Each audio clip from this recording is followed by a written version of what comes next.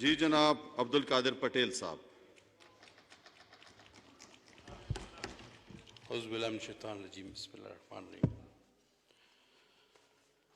Sir, 11 तारीख को corona के हवाले से ये इजलास शुरू हुआ। ओपनिंग डिबेट फॉरेन मिनिस्टर साहब ने की। फॉरेन मिनिस्टर साहब ने आदाद शुमार बताए, दुनिया के भी, पाकिस्तान के भी। हुकूमती इक़दामात के लिए सजेशन मांगी और फिर हस्ब रिवायत होना तो आहिस्ता आहिस्ता चाहिए था, लेकिन यकदम ही तोप का रुख सिंध गवर्नमेंट की तरफ हो गया। हालांकि हम ये जज्बा और ये ख्याल लेके आए थे कि इस वक्त पाकिस्तान मुतहम्मिल नहीं हो सकता तकसीम का, तफरीकी सोच का, या ऐसी किसी बात का कि जिससे मैं व तू की खुशबू या बाज गश्त आए। लेकिन एक इब्तिदाई तकरीर में ही अगर हमारे चेयरमैन साहब, सिंध हुकूमत, सीएम सिंध, इन सब पर गोलाबारी शुरू कर दी जाए तो फिर यह बात यकीनन सादिक नजर आती है सर कि इस मुल्क का सबसे बड़ा मुश्किल मसला कोरोना नहीं, इस वफाकी हुकूमत के लिए इस मुल्क का सबसे बड़ा मसला सिंध हुकूमत की आला कारकर्दगी है जो उन्हें पीछे छोड़े जा रही है। अब आइए नहीं सर, लगाएं, बिल्कुल। इसमें माशाल्लाह यह भी कहा गया कि जी आप सिंध कार्ड यूज करते। पूरी सिंध का मैंडेट पीपल्स पार्टी के पास है, अल्हम्दुलिल्लाह उसको वोट मिलते हैं। अगर हम उनके वोटों की तर्जुमानी करते हैं तो हमारी बला से आप उसे कार्ड कहें, प्ले कार्ड कहें, लेकिन वो हमारी ताकत है और हम उसको इस्तेमाल करते रहेंगे। और अगर हम सिंध के नाम पर वसाइल मांगते हैं, अपने जायज आईनी हुकूक मांगते हैं, अपना एनएफसी अवार्ड मांगते हैं, हम किसी के बाप की जागीर नहीं, अपने सिंध के अवाम के हक को मांगते हैं। हमें कोई नहीं रोक सकता। कोरोना कोई ज्यादा रॉकेट साइंस नहीं थी। इसमें क्या था? वजीर आजम साहब 4 बार कह चुके हैं कि जी गरीब का क्या होगा, इसका क्या होगा, मैं लॉकडाउन नहीं करता। आधे घंटे बाद इस्लामाबाद में लॉकडाउन, सिंध में तो पहले से था। कहा पाकिस्तान में लॉकडाउन नहीं करने दूंगा। केपी में लॉकडाउन, बलूचिस्तान में लॉकडाउन, गिलगित में लॉकडाउन, कश्मीर। अब पाकिस्तान किस बला का नाम है सर? है कहां पाकिस्तान? सब जगह तो लॉकडाउन हो गया, कहते हैं पाकिस्तान में लॉकडाउन नहीं होने दूंगा। फिर आते हैं, तकरीर करते हैं, हमेशा तजब्जब का शिकार। कोई फैसला आज तक ये शख्स ठीक से नहीं कर पाया। पहले कहते हैं जी गरीब का क्या होगा, मजदूर का क्या होगा, ये होगा वो होगा, हम लॉकडाउन में इजाफा कर रहे हैं। अच्छा भाई, अभी तो आपने लगता है कि इख्तिताम इस पे करेंगे कि बिल्कुल आजादी दे रहे हैं, इख्तिताम में कह देते हैं लॉकडाउन में इजाफा कर रहे हैं। एक दूसरी स्पीच में फौरन लॉकडाउन का क्रेडिट लेने लगे। जब सीएम सिंध ने पहले ही ऐलान कर दिया और हमने एहतसाबी तदाबीर स्टार्ट कर ली, मुझे कहने की जरूरत नहीं कि हमने 28 फरवरी से काम शुरू किया था। आपको 17 मार्च को जाके नींद से जागे और तकलीद भी करते रहे, तनकीद भी करते रहे, तकलीद भी करते रहे, आगे चले। और उन्होंने कहा जनाब हमारे लॉकडाउन की वजह से ये हो गया। वो स्पीच भी आपने देखी होगी। फिर कहा मैं पाकिस्तान में कोई लॉकडाउन नहीं करना चाहता। ये लॉकडाउन करने और ना करने के दरमियान हमारा वजीर आजम इस तरह से फंस चुका है कि खुदा की कसम, सिर्फ मुझे तो ये समझ नहीं आती कि अगर वो यहां आते तो हम उससे पूछते कि जनाब Ali, Sindh government press conference करके कह चुकी है कि पॉलिसी पाकिस्तान की एक होनी चाहिए। आज हम यहां मौजूद हैं, मसला क्या है? आपको सिर्फ ओनरशिप लेनी है। आप कहें, हो सकता है कि अगर वो सिंध हुकूमत के साथ मिलके पहले कुछ अरसे में सख्त तरीन लॉकडाउन करते तो उसके बाद आप ईज करना शुरू कर सकते थे, लेकिन आप उस वक्त भी मुतज़ब्ज़ब थे। आप आप कोई फैसला नहीं कर पा रहे थे हमेशा की तरह। आपका शुरू का फैसला कि आईएमएफ के पास जाएं ना जाएं, गोली मारें, खुदकुशी करें नहीं करें, आईएमएफ करें, 9 महीने आपने इसी तरह फैसला नहीं किया। पाकिस्तान की मईशत को आपने तबाह बर्बाद कर दिया। आप कोई फैसला करने की सलाहियत नहीं रखते। अगर वो आज होते तो हम यहां उनसे जरूर पूछते कि आखिर आप फैसले क्यों नहीं करते। आज भी कोई रॉकेट साइंस नहीं, मैं दोबारा कह रहा हूं, आप आए, ओनरशिप लें, तमाम सूबों को एक जैसी पॉलिसी दें, हां, नताइज की जिम्मेदारी भी लें। ऐसा नहीं होगा कि मीठा मीठा हप हप, कड़वा कड़वा थू थू। आपने बिल्कुल सख्त लॉकडाउन करना है, करें, लेकिन दिहाड़ीदार के लिए भी मदद करें, क्योंकि जो भी वबाई अमराज होते हैं, जितने भी, और बॉर्डर्स होते हैं, वो वफाक के जेर इंतजाम रहते हैं। ये लेजिस्लेटिव पार्ट 2 लिस्ट में नहीं, 1 में है। कुछ पता ही नहीं किसी को, सारे लगे हुए हैं। अच्छा, फिर कहते हैं, अभी मेरी एक बहन ने बात की, लेकिन प्राइम मिनिस्टर की मैं पहले बात कर लूं। सबने गिला किया कि उन्हें आना चाहिए था, लेकिन मैं समझता हूं सर, खुदा ना सबको कोरोना से बचाए। ये किसी की उम्र में भी लग सकता है, लेकिन उनकी उम्र में ज्यादा चांसेस है। हमने भी मीरानी साहब को मना किया कि आप ना आओ। मैं सिर्फ इस वजह से प्राइम मिनिस्टर को इससे छूट दे सकता हूं कि उनकी उम्र का तकाजा है, इस उम्र में ज्यादा कोरोना अटैक कर सकता है। अब सर आइए, गैलप सर्वे। 1 मार्च को एक गैलप सर्वे हुआ जिसमें कहा गया कि 66% अवाम इस हुकूमत को नहीं चाहती, पाकिस्तान की मुतमईन नहीं। उसको भी मानते हैं आप? सारे सर्वे आप माने ना फिर एक साथ। उन्होंने कहा जी चाइना से हमने लोग नहीं मंगवाए। हमने कहा था, उस वक्त भी कह रहे हैं, आज भी कह रहे हैं कि आप मंगवाते, इंतजामात अच्छे करके, इस तरह ना मंगवाते जिस तरह आपने तफ्तान के बॉर्डर से मंगाए। एक तो इन्हें जगहों का पता होता नहीं। 90% से ज्यादा अरकान तफ्तान को ताफ्तान कहते रहे, जो खाने की चीज होती है। आप वहां के खुद रहे, वो तफ्तान है। इन्हें देखा, लेकिन बोलते सब कुछ अहले इल्म है हर सब। तो जनाब, आप तफ्तान वाला जिक्र ना करते अशर, आप चाइना से भी लोग लाएं। हमारे लोग सऊदी अरब, यूएई, जहां जहां फंसे हुए हैं, आप लोगों को जरूर लाएं, लेकिन इंतजामात करके लाएं। बॉर्डर आपके जिम्मे है, एपिडेमिक डिजीज आपके जिम्मे है। आगे चलिए सर। मुर्तजा वहाब का जिक्र किया कि उन्होंने तो कहा है कि पीपीईज पूरी हैं, जबकि बिलावल साहब कह रहे हैं कि पीपीईज नहीं मिली।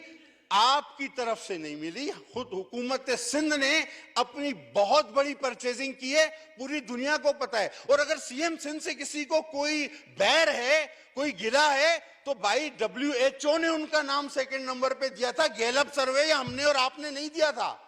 सबसे ज्यादा काम करने वाले चीफ मिनिस्टर का नाम वो तो WHO वालों ने दिया था, आलमी तौर पर दिया गया था। कोई हमने नामजद नहीं किया था उनको।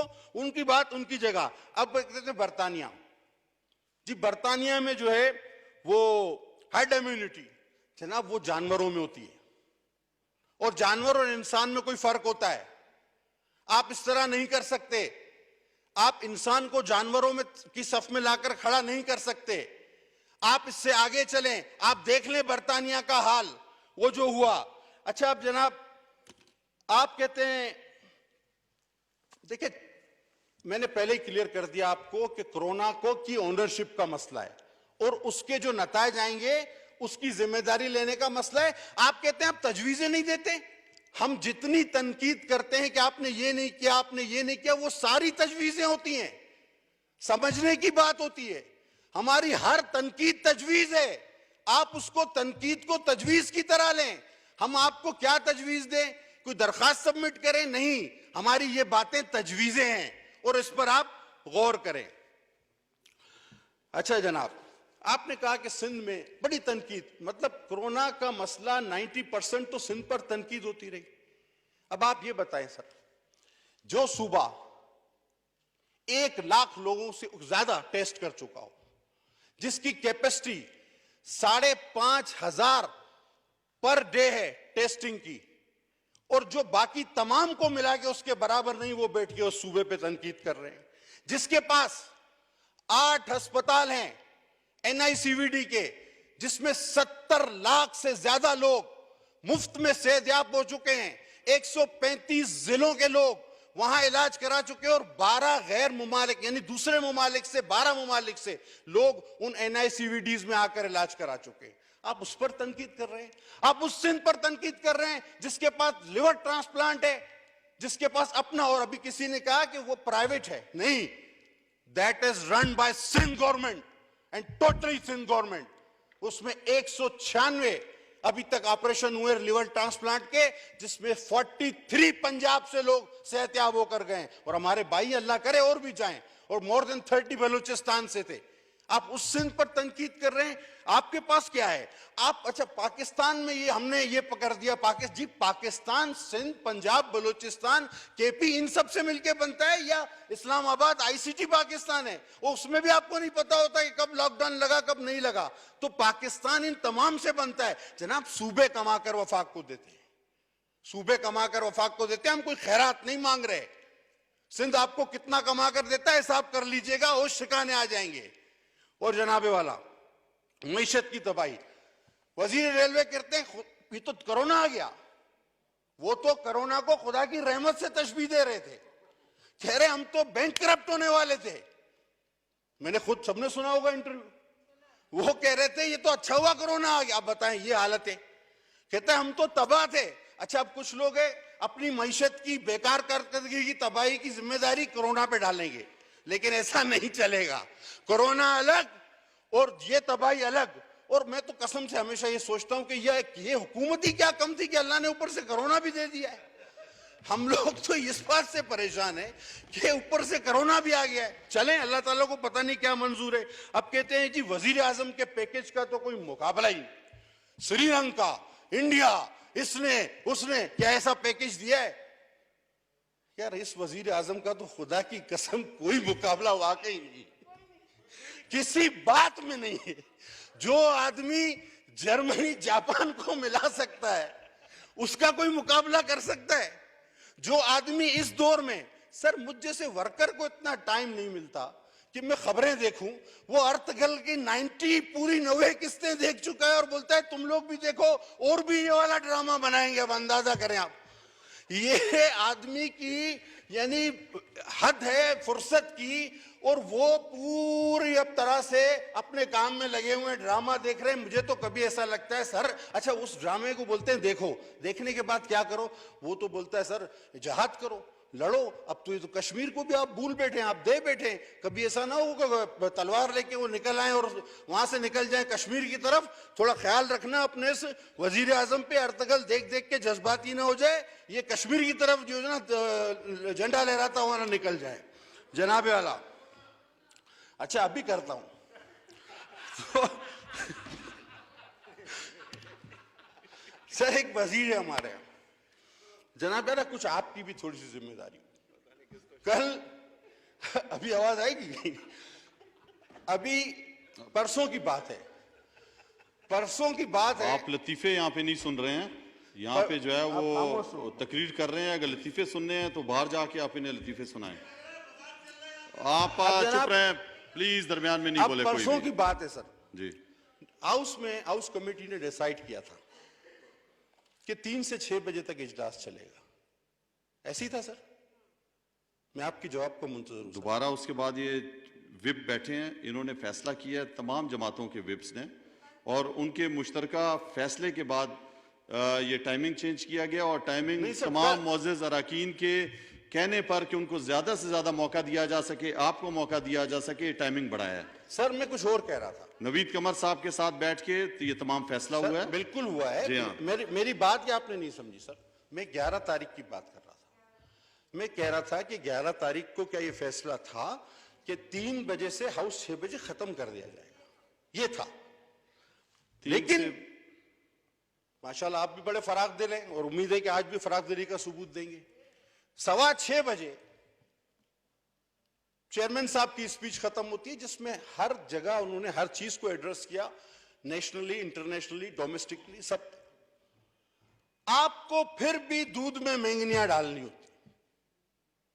हम नहीं चाहते थे कि फिर तू मैं हो। आपने 6:15 बजे भी एक ऐसे आदमी को तकरीर का मौका दिया जो ह्यूमन डिस्टेंसिंग की वजह से, क्योंकि आदमी आदमी के करीब नहीं आ सकता, इस वक्त बेपनाह बेचैनी और उसका बेकरारी का शिकार है।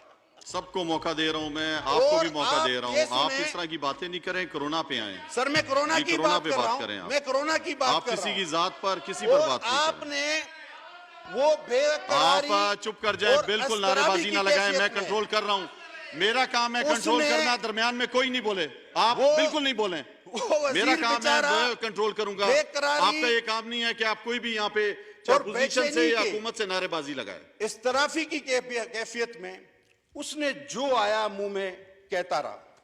उसने कहा कि कुत्ते काटते हैं सिंध में। तो भाई जनाब, वैक्सीन वफाकी हुकूमत बनाई थी, NIH, national institute health, NHI, वो बनाते हैं। और लाड़काना का मेयर तो पेमेंट भी कर चुका है, रिसीव्ड हमारे पास है। आप हमें वैक्सीन नहीं देते। दूसरी तरफ का कराची में पानी नहीं है। अच्छा भाई, वो तो पानी आता कहां से है? अपर कंट्री से आता है। आप सिंध आने दोगे पानी तो कराची आएगा। फिर कहा